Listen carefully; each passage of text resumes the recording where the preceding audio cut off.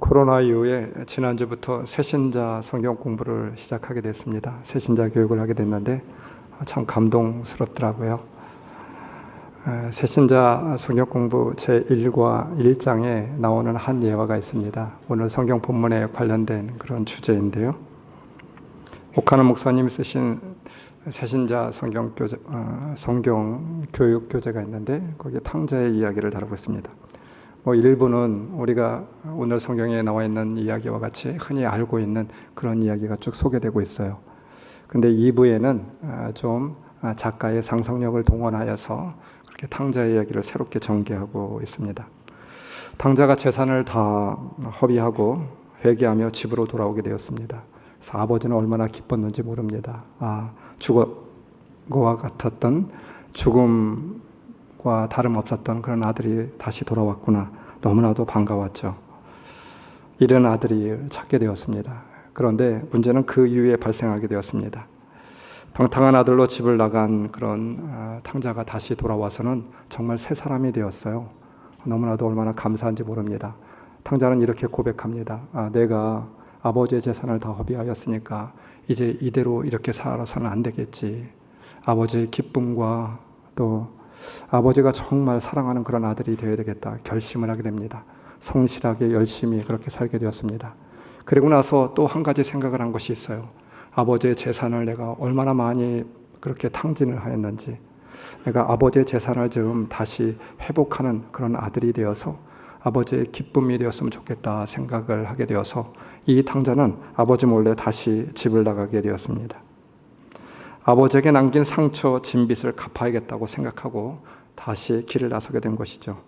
아버지에게 돈을 벌어서 귀한 선물을 사드리려고 하였습니다. 그런 시간이 5년의 시간이 지나가게 되었습니다. 탕자가 생각한 대로 탕자는 이제 새 사람이 되어서 큰 성공을 이루게 되었고 큰 부도 이루게 되었습니다. 얼마나 기뻤는지 몰라요. 아버지가 이것을 보시면 얼마나 자랑스러워할까. 나는 이제 아버지에게 떳떳한 아들이 되었어. 아버지가 기뻐하는 그런 아들이 되었어. 라고 하는 생각을 가지고 집으로 돌아오게 되었죠. 그러나 탕자가 한 가지 모르는 것이 있었습니다. 집에 돌아왔지만 더 이상 아버지를 볼 수가 없었습니다. 바로 아버지는 한 달 전에 그만 이 아들을 기다리다가 세상을 떠나게 되었습니다. 아버지의 죽음 앞에서 탕자의 마음은 너무나도 아팠습니다.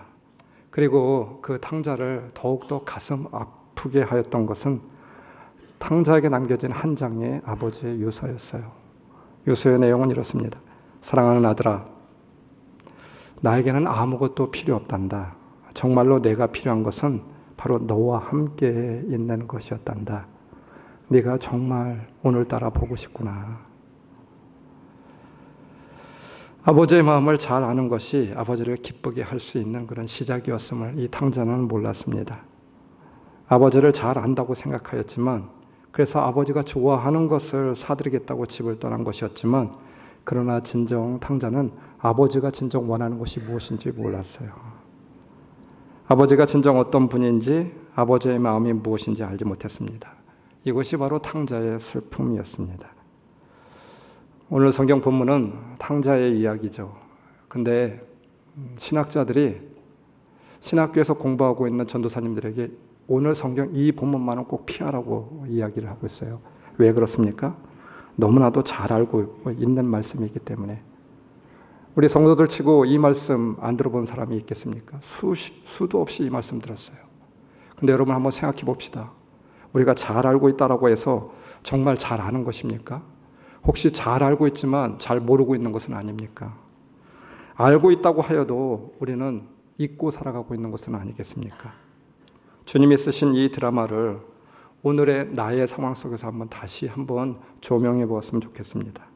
이 드라마를 통해서 다시 한번 아버지의 마음이 무엇인지, 또 우리는 어떤 존재인지 깊이 묵상되어지는 그런 귀한 한 시간이 되어지기를 다시 한번 주님의 이름으로 축원합니다. 탕자의 드라마 가운데 물론 주인공은 길을 잃은 그런 탕자입니다. 그런데 한 신학자는 우리는 너무 쉽게 오해를 하고 있다고 해요. 주님께서 쓰신 이 드라마가 그렇게 뻔한 결말이 나와 있는 그런 스토리를 주님께서는 말씀하고 있는 것이 아니겠죠. 주님의 깊은 의미가 담겨 있는 그런 말씀입니다. 탕자는 누구입니까? 저는 이렇게 믿게 되었습니다. 탕자는 집을 나간 아들이 아니라 바로 아버지가 탕자였습니다. 탕자 아버지였죠. 다른 말로 이야기하면 탕자의 이야기를 그래서 waiting father, 기다리는 아버지라고 이름을 불려 달리 고쳐 이렇게 부르고 있는 것이죠. 우리가 알고 있는 이 탕자는 아버지의 재산을 다 까먹고 호랑방탕하게 살았던 사람입니다. 오늘 말씀에 대하여서 우리는 이렇게 현대적인 해석을 가미해 볼 수 있습니다. 탕자 아버지의 교육이 진정 잘못되었다고. 정말 바보 아버지입니다. 왜입니까? 아버지는 탕자가 어떤 자식인지 잘 알고 있었습니다. 분명 탕자는 아버지의 피땀 흘린 재산을 가지고 나가서 허랑방탕한 곳에 다 써버릴 그런 자식입니다. 그리고 깨달음도 없을 그런 자식입니다. 쫄딱 망해서 모든 것이 다 파산에 이를 그런 자식입니다. 여러분, 아버지만큼 아들에 대해서 잘하는 사람이 어디 있겠습니까? 탕자의 탕아 생활은 어제 오늘의 일이 아니었을 것입니다. 탕자를 키워오면서 탕자가 누구인지 부모보다 잘 아는 사람은 없어요. 분명 아버지의 눈에 비친 탕자는 삐뚤어진 삶을 살 것이 분명하였습니다. 설사 아버지가 탕자의 방탕하고 왜곡된 삶을 캐치하지 못하여서 탕자가 다 그 재산을 허비했다 할지라도 이 아버지는 바보 아빠입니다. 탕자 아버지입니다. 왜 그렇습니까? 아버지가 해서는 안 될 행동을 하게 되었습니다.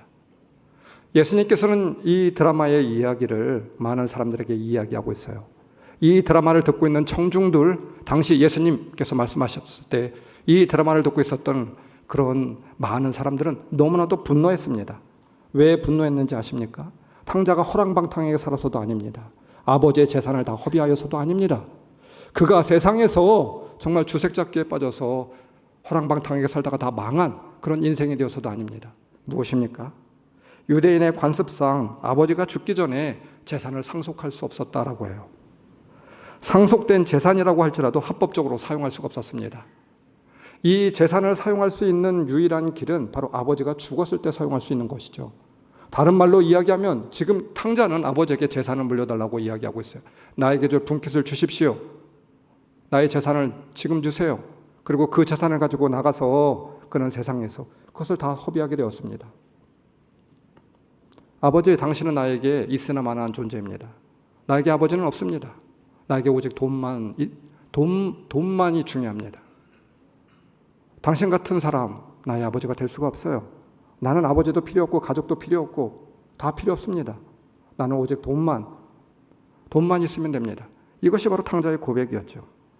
여러분, 이러한 아들을 혼을 내지는 못할 망정 아들이 원하는 대로 재산을 다 내어주는, 그래서 다른 사람들에게 비난을 받는, 공동체 가운데 이런 아버지가 되어서는 안 된다라고 비난을 받는 그런 아버지가 되어서는 안 됩니다. 아버지는 아들에 대한 책임과 교육을 상실한 무능한 아버지가 되었어요. 나쁜 아버지라고 생각할 수 있습니다. 여러분, 그래서 이 탕자 아버지는 바로 탕자가 문제가 되는 것이 아니라 아버지가 탕자가 되었던 것이죠. 오늘 본문의 아버지는 그런 무능하고 생각도 없고 바보 같은 책임감 없는 그런 가벼운 아버지일까요? 여러분은 어떻게 생각하십니까? 자식을 낳아서 키워본 부모라면, 아니 아버지라고 하는 사람이라고 하면 아버지의 마음이 그렇게 가볍지 않다라고 하는 것을 알 수가 있게 되겠죠. 이러한 비판은 아버지가 어떤 분인지 모르는 사람들의 해석입니다. 탕자와 같은 아들이지만 아버지의 마음은 다를 수 있죠. 비록 탕자가 못된 아들이고 방탕한 아들이라는 것을 분명 너무나도 잘 알고 있지만 아들이 말하는 소리를 곧이곧대로 믿는 사람이 아버지이죠. 다른 사람은 믿지 못하지만 아버지는 믿고 싶습니다. 이번 한 번만 믿고 싶습니다. 자식이 아무리 나쁜 자식이라고 할지라도 자식을 믿고, 내가 설사 이번에도 속는 한이 있다 할지라도 내 자식은 그런 사람이 아니라고 믿어주는 사람이 바로 부모이죠. 잘못된 길을 갈지라도 자신이 희생하고 감당해야 할 짐이 있어도 묵묵히 내 자식이 돌아올 수 있다고 하면 내가 손해보는 것, 내가 비난받는 것, 나에게 상처가 되는 것, 그거 상관없습니다. 아들을 위하여 대신 받아야 될 짐이 있다고 하면 그것이 얼마든지 대신 지기를 원하는 사람이 바로 아버지의 마음이죠. 창세기 아들 야곱 못된 아들이 아버지를 속이고 장자의 축복을 얻어내게 됩니다. 아버지 앞에 나아갈 때 아버지의 눈이 또 기력이 쇠하고 눈이 흐리다고 하여서 염소털을 두르고 에서의 옷을 입고 아버지 앞에 나가서 아버지를 속이고 장자의 축복을 대신 받아내죠. 아버지 이삭은 야곱을 에서로 알고 축복을 하고 있습니다. 우리는 성경의 문자만을 보고 이삭이 나이가 많이 들어서 또 노년이 되어서 눈이 잘 보이지 않아서 실수를 하고 있다라고 생각을 하고 있어요. 여러분, 성경을 문자 그대로 볼 때 우리는 이렇게 생각해 볼 수 있습니다. 그러나 이것은 성경의 앞면만 보게 되는 것이죠. 에서가 아닌 야곱임을 아버지 이삭은 알고 있지 않았을까요? 저는 알고 있었다고 믿습니다. 모르는 척하며 축복을 빌어줬을지 모르겠습니다. 큰아들 에서의 마음을 다치지 않으면서 그리고 야곱에게 임한 하나님의 언약, 바로 아버지 이삭은 알고 있었습니다. 그래서 그냥 모른 척하는 것입니다. 그리고 아들 야곱에게 축복을 빌어주게 되죠. 성경에는 기록된 말씀과 기록되지 않은 말씀이 있습니다. 기록된 말씀은 야곱이 아버지를 속여서 장자의 축복을 얻어낸 것으로 기록되어 있지만, 기록되어 있지 않은 말씀은 아버지 이삭의 야곱에 대한 그런 기도가 아닐까 싶어요. 아들 야곱아, 이제부터 굉장히 큰 어려움이 있을 것이다. 그러나 나는 믿는다. 야곱아, 너는 잘 해낼 수 있어. 장자의 축복을 받을 사람 나는 이미 알고 있었다. 하나님께서 나에게 말씀하셨다. 그래서 나는 너를 축복하며 바로 보낸다. 아들 야곱아, 너는 잘 해낼 수 있을 것이다. 오늘 이 시간 하나님께 너의 축복을 빈다. 마음속으로 기도하였을 것이겠죠. 이것이 저는 성경에 기록되지 않은 바로 말씀이라고 믿습니다. 나중에 똑같은 말씀이 나오고 있어요. 무엇인 줄 아세요? 요셉이 아버지 야곱에게, 이렇게 아버지를 속였던 야곱에게 축복을 해달라고 합니다. 요셉은 큰아들에게 장자의 축복을 해주기를 원하였습니다. 창세기 48장, 요셉은 두 아들 므낫세와 에브라임을 데리고 아버지를 뵈러 갔다. 이스라엘은 나이가 많았으므로, 바로 야곱이 나이가 많았다 이 말입니다. 눈이 어두워서 앞을 볼 수가 없었다. 그런데 아버지 야곱은 자신의 아버지가 한 것처럼 오른손을 둘째 아들 에브라임에게 올려놓았다. 요셉이 아버지 손이 틀렸어요. 잘못 짚었습니다. 큰아들 므낫세에게 오른손을 얹어놓고 장자의 축복을 빌어야죠. 야곱은 그때 이렇게 말합니다. 아들아, 나도 안다. 네, 아들아, 나도 안다. 성경의 이 드라마는 탕자인 아버지를 보게 합니다. 탕자였던 아버지, 무능한 아버지, 바보 같은 아버지, 인내하는 아버지, 포기하는 아버지, 자식을 위하여 모든 것을 다 허비하는 아버지, 자식을 위하여 대신 비난과 자식의 잘못을 지고 스스로 지고 가는 바보 아버지입니다. 그러나 그렇게 할 수 있다라고 하면 그렇게 하고 싶었습니다. 또 그렇게 하여서 아들이 잘못을 뉘우칠 수 있다라고 하면 기꺼이 그 길을 가고 싶은 것이 이 탕자 아버지 마음이 되겠죠. 이제까지 하나님 아버지는 우리들의 잘못을 눈 감아 주었습니다. 야단치거나 징계하지 않았습니다. 오히려 눈 감아주고 잘못을 스스로 알고 돌아오기를 기다려 주었어요. 마음속에 쓴 눈물을 흘리며 고통스러워하면서도 두고 보셨습니다. 바보 같은 아버지, 탕자였던 아버지입니다.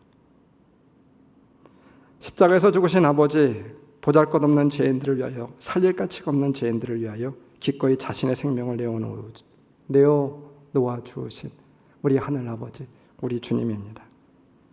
우리가 그릇된 길로 다니며 죄를 지을 때에도 묵묵히 참고 계셨습니다.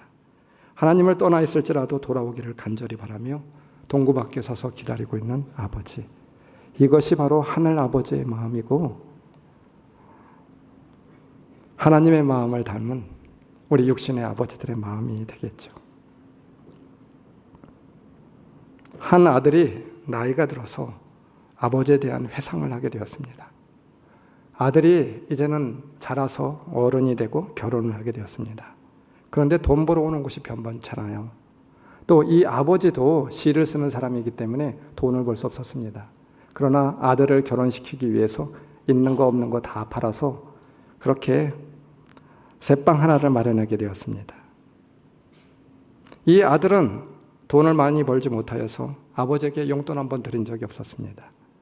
결혼할 때 돈 한 푼 없어가지고 아버지가 그나마 어떻게 해서 마장동에 새빵을 얻어주었는데, 마장동에서 첫 아들을 낳았을 때 아버지가 이 아들의 집을 방문하게 되었습니다. 아버지는 아들 집을 방문할 때마다 절대 아들 집에 들어가지 않았습니다. 방이 좁은데 그곳에 들어가서 며느리와 이마를 맞댈 이유가 없었어요. 아마도 또 다른 이유가 있었겠죠. 그래서 방 안에 들어가시지 않고 늘 아들 집을 방문하게 된다라고 하면 그 근처에 있는 다방에서 이 아들을 불러내서 만나게 되었습니다. 아버지가 이렇게 이야기해요. 아이 데리고 나와라. 한번 보고 싶다. 그리고 그날도 다방에서 이 아들과 마주하게 되었습니다. 그런데 그날은 비가 너무나도 많이 오는, 요즘처럼 비가 억수처럼 오는 그런 날이었더라고요. 이렇게 비가 많이 오는데 아버지는 찢어진 우산 하나를 들고 그 다방에 오시게 되었습니다. 손주를 만나서 만져보고 가시는데, 안아보고 가시는데 아들 마음에 이런 생각이 들었어요. 이제까지 한 번도 아버지에게 용돈 한 번 드린 적이 없는데 오늘 이렇게 비가 많이 오니까 좀 차비라도 드려야 되겠다 싶어서 택시비를 이렇게 내어서 아버지의 손에 쥐어드리게 되었어요. 아버지가 이야기해요. 야, 괜찮아. 너 돈도 없는데 괜찮다. 나 오늘 친구들하고 왕십리에서 만나기로 했어. 2 정거장 걸어가면 친구들과 만나서 이야기도 하고 그렇게 돌아갈 거야. 걱정하지 마. 다시 가지고 돌아가라. 아들의 기분이 이상해요. 그날따라. 그래서 아버지가 뭔가 좀 이상한 것 같아서 살살 그 뒤를 몰래 따라가 보게 되었습니다. 아버지는 2 정거장, 아버지가 말씀하신 대로 걸어가더니 집으로 가는 버스를 타셨습니다. 그날 아들은 얼마나 속이 상하고 마음이 아프던지 한참 동안 울었습니다. 아버지에게 자그마한 거 하나 드렸는데 아버지는 그것도 사양하시게 되었어요. 아들을 생각하였던 보여집니다. 그 주일날 어머니한테 가서 어머니에게 물었습니다. 어머니, 아버지가 왜 그래요? 왜 그러셨어요? 자초지종을 이야기하게 되었죠. 그때 어머니가 하시는 말씀이 있었습니다. 그것도 모르냐 이놈아. 그것도 모르느냐? 네가 크기를 기다리잖아. 네가 크기를 기다리잖아. 그게 아버지의 마음이잖아. 아버지는 시를 쓰느라고 고생 많이 하셨는데 아들이 직업을 가져서 몇 푼 드렸으면 얼마나 좋았을까. 그런데 그것도 사용하고 있었습니다. 용돈 한 푼 못 드린 것이 마음에 한으로 남는다. 아직도 지워지지 않는 상처로 남아있다라고 박동규 선생, 서울대학교 명예교수가 이렇게 아버지 박목월 시인에 대해서 회상을 하고 있습니다. 아버지는 박동규 선생의 말처럼 자식이 크기를 기다리는 사람이죠. 육체적으로 크기를 기다리는 분, 그뿐만 아니라 정신적으로 크기를 기다리는 분, 아들이 더 잘 되기를, 더 풍족한 삶을 누리기를 기다리는 분, 더 나아가 신앙 안에서 큰 믿음의 사람이 되기를 기다리는 분, 이것이 바로 아버지의 마음이 아닐까요? 자식이 장성한 분량에 이르기까지 수고하고 헌신하고 희생하기를 마다하지 않는 분, 그래서 바보이기를 자처하신 분, 스스로 고통을 참아내는 분, 스스로 가슴앓이를 하는 분, 그래서 자식이 성장할 수 있다고 하면, 바른 길로 돌아올 수 있다고 하면 그거 하나로 기뻐하고 족한 분이 바로 우리 아버지인 줄 믿습니다. 하늘 아버지, 우리 주님의 마음. 그 아버지가 오늘도 나를 기다리고 있습니다. 눈물을 머금고 혹시 돌아올까? 혹시 더 큰 사람이 될까? 혹시 아버지의 마음을 알까? 조바심을 내며 오늘 기다리고 있지 않을까요? 그래서 그 탕자의 이야기는 오늘도 지금 진행형에 있습니다. 지금도 진행되고 있는 나의 드라마인 것이죠. 지금도 기다리고 있는 아버지입니다. 그 아버지를 우리가 좀 기억하였으면 좋겠습니다. 그 아버지의 마음을 조금이나마 이해할 수 있는 착한 그런 아들들이 되었으면 좋겠습니다. 착한 딸들이 되어졌으면 좋겠습니다. 그 아버지의 마음을 조금이나 우리가 이해할 수 있다라고 하면 그것으로 우리 아버지는 기뻐하시지 않을까요? 방자의 이야기에는 또 다른 아들이 나오고 있습니다. 말씀 29절 30절은 큰 아들의 고백이에요. 큰 아들이 한 말을 인용한 것입니다. 그런데 보십시오. 말씀 30절. 그런데 창녀들과 어울려서 아버지의 재산을 다 삼켜버린 이 아들이 오니까. 아버지의 재산을 다 삼켜버린 이 아들이 오니까. 동생을, 사랑하는 아들을, 죽었다 돌아온 아들을, 잃을 뻔한 아들을 다시 간신히 돌아오게 되었는데 그 귀한 그런 동생을 이 아들이 오니까 이렇게 표현하고 있어요. 큰형에게는 형제의식이 없었던 듯 보여집니다. 경제의식만 남아 있습니다. 내 동생이 아버지의 재산을 반 이상 가져갔으니까 이제 남아있는 반은 내 건데 또 아들이 들어오니까 이것도 뺏어갈 거야 아마. 나중에는 재산 분할을 해야 되니까. 이러한 마음만 이 형의 마음 가운데 있는 것이 아닐까? 그래서 이 아들이 돌아오니까 내 사랑하는 동생, 죽었다 살아온 동생, 내 사랑스러운 동생 이렇게 표현하고 있지 않아요. 여러분, 나 자신이 앞서고 있는 맏형의식, 이것을 우리는 주의해야만 됩니다. 내가라고 하는 의식이 앞서는 것을 우리는 주의해야 되겠죠. 그에게는 의인병이 있었습니다. 스스로 의롭다고 생각했습니다. 스스로 공이 있다라고 생각하였는지 모르겠습니다. 바로 이 말씀을 듣고 있는 바리새인과 서기관들, 유대인들의 모습이었죠. 나는 하나님 앞에서 이런 사람이라고 자랑을 하고 있습니다. 나는 세리와 같지 않고 나는 일주일에 2번씩 금식을 하고 나는 구제를 하고 나는 박하의 향까지 11조를 하고 자신의 공로가 늘 앞서고 있었죠. 주님은 이것을 책망하였습니다. 내가 한 것이 앞서면 주님께서 책망을 하세요. 바리새인들의 선행과 금식과 기도 귀한 것이었습니다. 그런데 그것이 자신의 능력이라고 내 힘이라고 내 공로라고 앞세우는 한 우리는 주님 앞에 설 수 없어요. 그러한 자는 나중에 주님의 메시아임에도 불구하고 그 귀한 예수님을 바라보지 못하였습니다. 그뿐이었습니까? 그 귀한 하나님의 아들을 십자가에 못 박게 되었던 것이었죠. 결국 주님은 그들에게 보여줄 수 없었습니다. 하나님의 아들이었지만 그들에게는 한낱 목수에 불과하게 되었습니다. 왜입니까? 자신의 의가 앞을 가리고 있었기 때문이었습니다. 우리는 종종 우리의 잘못, 수치스러움을 잘 모르고 있는 것 같아요. 나만 잘났지 나의 부족함을 모르고 살아가는 것 같습니다. 부끄러움을 알고 나의 부족함을 아는 사람이 여러분 건강한 사람이죠. 그런 사람들이 모여있는 공동체가 건강한 공동체가 되는 것입니다. 행복한 공동체가 되는 것이죠. 내가 잘못했습니다. 내가 부족합니다. 나 때문입니다. 이런 고백이 있는 사람들이 되었으면 좋겠어요. 그런 사람들이 어른이 아닐까요? 그리고 더 나아가 그런 사람들이 그리스도인들이 아니겠습니까? 성숙한 그리스도인들이죠. 성숙한 사람은 자신의 부족을 압니다. 한계를 압니다. 잘못했다 고백하는 사람들이죠. 그러나 미성숙한 사람은 자신의 잘못과 부족을 모릅니다. 인간관계 가운데 사랑하는 사람들 가운데 여러분 행복한 순간은 언제인가요? 내가 잘못했습니다. 내가 부족했습니다. 내가 미안해. 그럴 때 행복한 공동체가 돼요.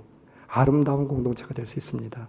그러나 내 공로야, 내 힘이야, 내 능력이야.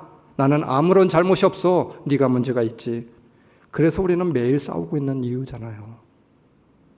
그래서 우리 가운데 아픔이 있잖아요. 하나님 앞에서도 마찬가지입니다. 우리가 자랑할 것이 없습니다. 우리의 자랑은 은혜만을 자랑할 뿐입니다. 하나님의 자녀가 된 것은 절대로 우리가 자격이 있어서가 아닙니다. 구원을 얻은 것이 우리의 공로가 있기 때문입니까? 그럴 수 없습니다. 로마서 3장 20절 율법의 행위로는 하나님 앞에 의롭다고 인정받을 사람이 아무도 없습니다. 로마서 3장 27절 그렇다면 사람이 자랑할 것이 어디에 있습니까? 전혀 없습니다. 무슨 법으로 의롭게 됩니까? 행위의 법으로 됩니까? 아닙니다. 믿음의 법으로입니다.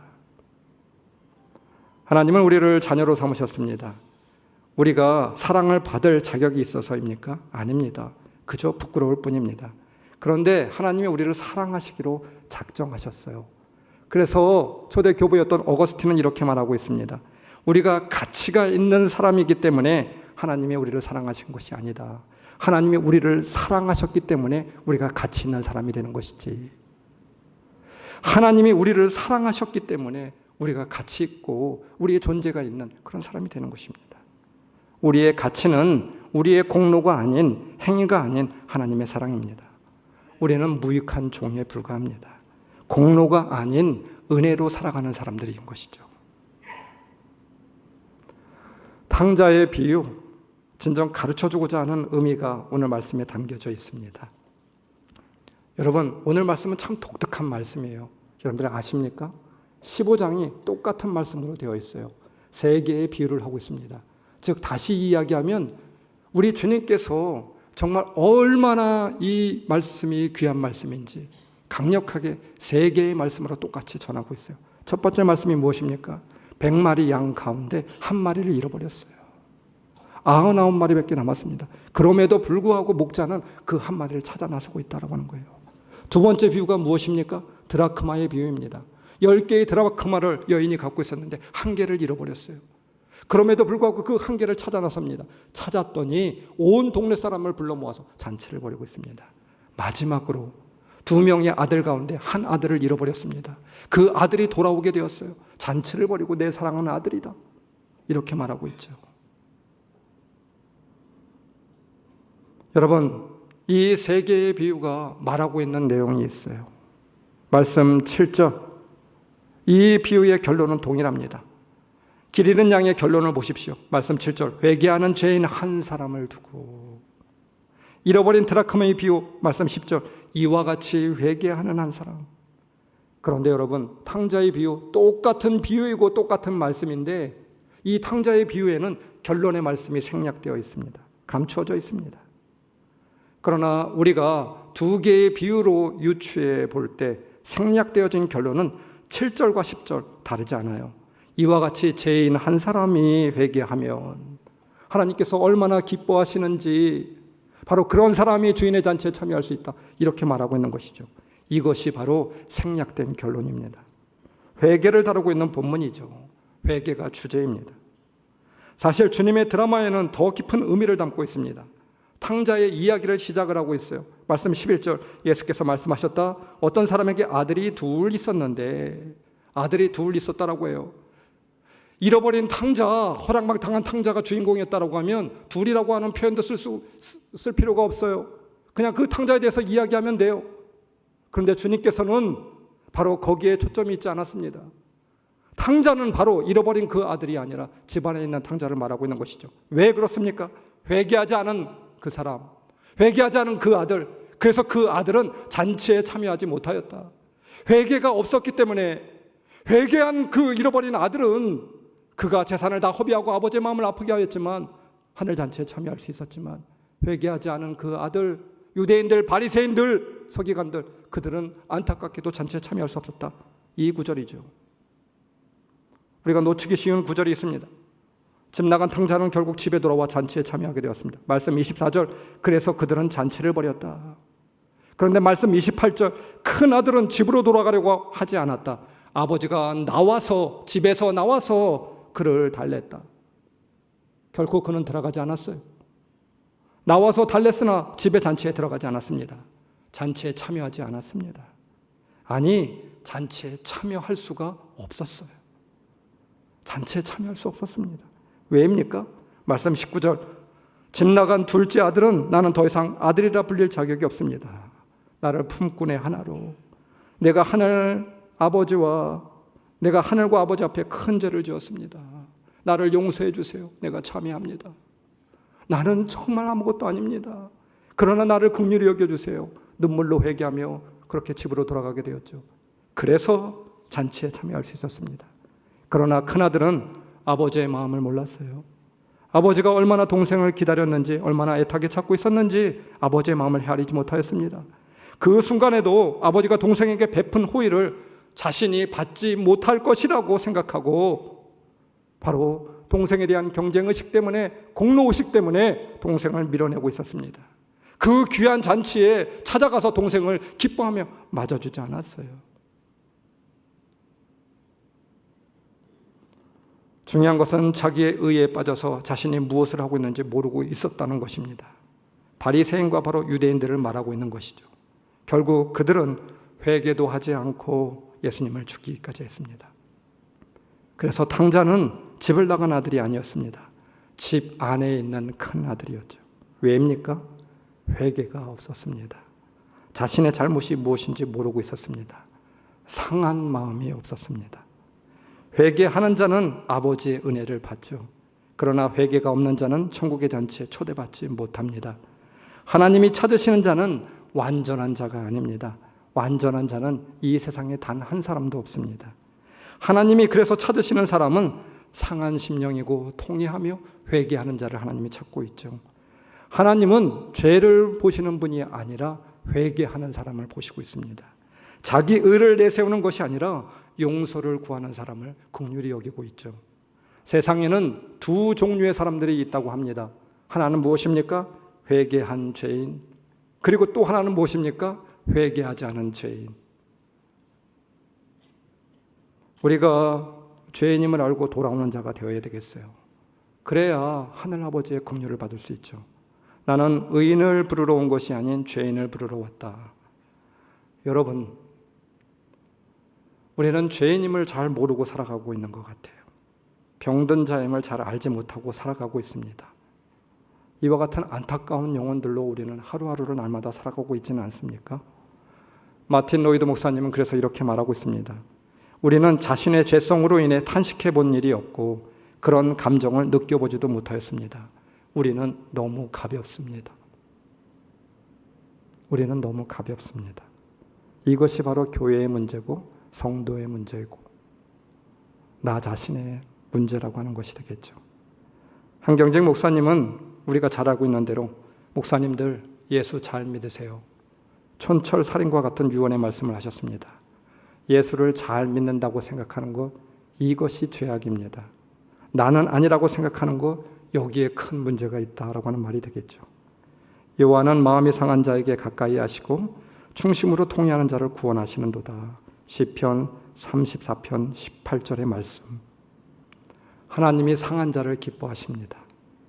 내 이름으로 일컫는 내 백성이 그들의 악한 길에서 떠나 스스로 낮추고 기도하여 내 얼굴을 찾으면 내가 하늘에서 듣고 그들의 죄를 사하고 그들의 땅을 고칠지라.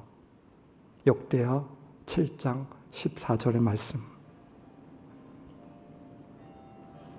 탕자인 것은 집을 나갔기 때문이 아니고 아버지의 아픈 아들이기 때문도 아니었습니다. 내가 누구인지 모르고 회개하며 돌아서지 않았던, 마음이 굳었던, 무감각해져 있었던, 부족함이 없다고 느꼈던, 나는 착한 아들이라고 자기 의를 구하였던 집안에 있었던 아들이 바로 탕자였습니다. 여러분, 우리는 어떤 존재입니까? 나는 죄인입니다. 나는 탕자입니다. 우리에게도 이와 같은 회개의 마음이 필요하지 않을까요? 이렇게 고백하는 사람들이 좀 있었으면 좋겠습니다. 안타깝지만 우리는 잘 이런 고백을 하지 못하고 있습니다. 큰 아들의 모습만이 팽배해 있습니다. 공로와 자기 의에 빠져 있는 큰 아들뿐입니다. 큰 딸뿐입니다. 가정에서도 마찬가지라고 저는 믿습니다. 내가 죄인입니다. 내가 탕자입니다. 그러면 사실 우리의 가정은 아무 문제가 없어요. 그런데 내가 큰 아들입니다. 내가 큰 딸입니다. 내 공로가 앞서고 내 은혜가 앞서고 내가 의인이고 나는 죄가 없고 나는 대우를 받아야 되고, 그러니까 우리의 가정이 점점 아픈 그런 가정이 되어가는 것이죠. 여러분들은 어떤 아들로 서 있습니까? 여러분들은 어떤 아들로 서 있기를 원하십니까? 아들이 이제나 저제나 돌아올지 몰라서 눈물을 머금고 아들이 돌아오기를 우리 하늘아버지는 기다리고 있습니다. 고 오카노 목사님은 청년들의 부흥 집회에서 이렇게 설교하셨대요. 예수를 믿는다고 교회에 드나들면서도 잘못된 사람들이 너무 많아요. 교회를 다녀도 마음이 길가와 같은 심령 성도들이 있습니다. 설교가 들어오지 않고 찬양이 들어오지 않고 그냥 예배가 구경꾼의 자세로 그렇게 앉아 있을 수 있습니다.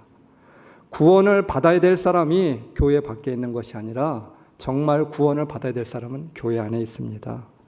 십자가 앞에 깨져야 될 사람은 교회 밖에 있는 사람들이 아닙니다. 교회 안에 있는 사람들이죠. 하나님 앞에 그 굳고 교만한 마음이 녹아져야 될 사람들은 교회 밖에 있는 사람들이 아니라 교회 안에 있는 사람들이죠. 예수의 이름 앞에 자기 자신이 완전히 산산조각 나는 은혜를 받아야 될 사람들이 교회 안에 있고, 예수의 복음이 전파될 때 성령의 역사로 그 안에서 다시 태어나야 될 사람들이 여전히 교회 안에 있습니다. 복음이 다시 새로워져야 됩니다. 복음을 들어야만 됩니다.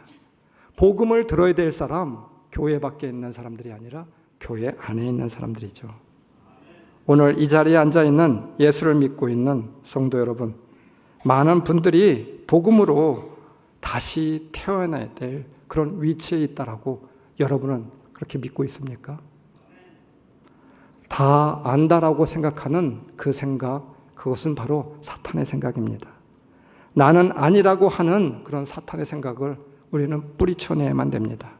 우리가 얼마나 많이 이 사탄의 생각에 넘어가고 있습니까? 우리는 이미 복음의 감격이 식어 있는 것은 아닙니까? 이미 닳고 다른 길가와 같은 심령으로 오늘 이 자리에 앉아 있는 것은 아닙니까? 우리 모두에게 복음의 감격이 다시 새로워져야 되지 않을까요? 복음이 다시 들려져야 되지 않을까요? 예수 그리스도가 다시 내 심령 안에 좌정하고 있어야 되지 않을까요? 그렇습니다. 처음부터 시작하였으면 좋겠습니다. 다시 처음의 자리로 돌아갔으면 좋겠습니다. 뜨거운 감격으로 찬양하고 기도하고 예배하는 심령이 되어졌으면 좋겠습니다. 오늘 이 시간 우리 찬송가 하나 같이 부르고 우리 기도합시다. 우리 주님의 마음인 줄 믿습니다. 535장입니다. 주 예수 대문 밖에 이 찬양 부르고 우리 통성으로 기도합시다. 탕자는 다른 누구가 아니라 바로 나였음을 고백하며 오늘 나아갈 수 있는 귀한 시간이 되길 바랍니다.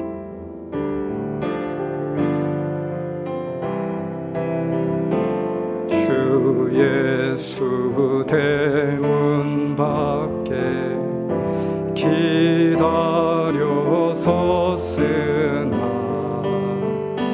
단단히 잠가두니 못 들어오시네. 나 주를 믿노라 그 이름 부르라 문 밖에 세워두니 참 나의 수치라 문 두드리는 손은 못 박힌 손이여 또 가시 멸류관은 그 입만 뚫렸네. 이처럼 기다리시 참 사랑이로다.